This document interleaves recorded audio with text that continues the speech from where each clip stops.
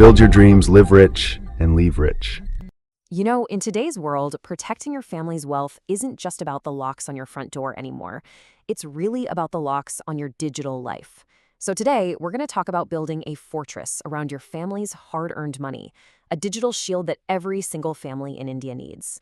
Look, this isn't about scaring you. It's about empowering you, giving you the tools to protect what matters most. Let's get started. Just read that. Let it sink in. My entire life's savings were gone in 15 minutes. This isn't a line from some thriller movie. It's the heartbreaking reality for thousands of people every single day. The threat is silent, it's invisible, and it hits when you are least expecting it. And the stakes? They couldn't be higher. We're talking about a lifetime of work, of trust, of security, just vanishing. 3 crores. This number tells a truly chilling story. I want you to imagine a retired bank employee, someone who knew the financial system inside and out, losing her entire life savings. All of it. Gone. And how did it start? With a seemingly harmless investment offer that promised quick returns. It just spiraled from there. Now, if it can happen to her, believe me, it can happen to absolutely anyone. So, to fight an enemy you can't see, you need a plan you can see. Here's our game plan for this explainer. First, we'll get inside the scammer's head. Then, we'll build your family's cyber fortress. We'll also have an emergency action plan, just in case. And finally, we'll wrap it all up with a simple 3-minute safety habit. All right, let's dive right in. And let's be crystal clear about something. These cyber fraudsters, they're not all tech geniuses in dark rooms. No, they are masters of psychology. They don't hack your computer, they hack your mind. They use basic human emotions, fear, greed, and urgency against you. And here it is. This is their #1 weapon. Every single scam, I don't care if it's about your bank, a fake lottery, or some investment, it all boils down to this one tactic: urgency. They create a sense of panic to shut down the logical part of your brain. The moment you stop thinking and start reacting, that's when you're vulnerable. That's when the mistake happens. Let's look at a classic example, the KYC scam. It follows their playbook perfectly. Step 1 is the bait. They create fear. Your bank account will be suspended. Step 2 is urgency. Click this link immediately. Step 3 is the trap, a fake website that looks just like your bank's. And step 4, well, that's the theft. Once you can see this pattern, you can break the chain right at step 1. And this whole art of manipulation, it has a name. It's called social engineering. Think about it like this. Every time you post a photo of your new car, or your kid's school, or your amazing vacation plans, you're basically handing a fraudster a free brick. They collect all these little bricks of information about you to build a story that's so personal, so believable, you just can't help but fall for it. Okay, so now that we know how they attack, it's time to build our fortress. And remember, good security isn't about having one single perfect lock. It's about creating layers of defense, all working together to keep you and your family safe. Let's start with the very foundation. Your first line of defense is your password. But honestly, we need to stop thinking about passwords and start thinking about passphrases. Forget short, complicated words. The gold standard now is a long, memorable sentence. Just look at the difference here. A computer could crack Priya at 1985 in a few minutes, but my cat Fluffy loves _paneer, that would literally take centuries. You need a unique passphrase like this for every single important account. Now for our second layer of defense.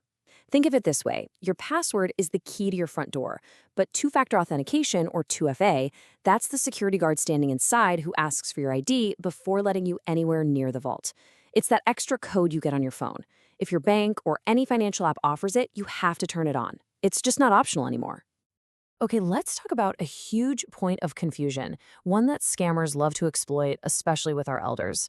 I really want you to think about this question for a second. To receive money, should you ever have to scan a QR code or enter your secret PIN? The answer is a clear, absolute no. You need to burn this rule into your memory. Your UPI PIN is for one-way traffic only, money going out. You only enter your PIN to pay someone or send money from your account. That's it. Scammers will try to trick you. They'll say, hey, just enter your PIN to accept this payment. That is always a lie. And remember those bricks we talked about for social engineering? This is where you stop giving them away for free. You have to start treating your personal information online the same way you treat your cash, right? You wouldn't just leave a stack of 100 rupee notes on a park bench. So why would you leave your phone number or your full date of birth on a public profile? All right, theory's one thing, but let's see how this actually plays out in the real world. We're going to walk through two very common scenarios, and you'll see how just a tiny bit of awareness can lead to a massive difference in the outcome. I mean, the difference between total security and complete devastation.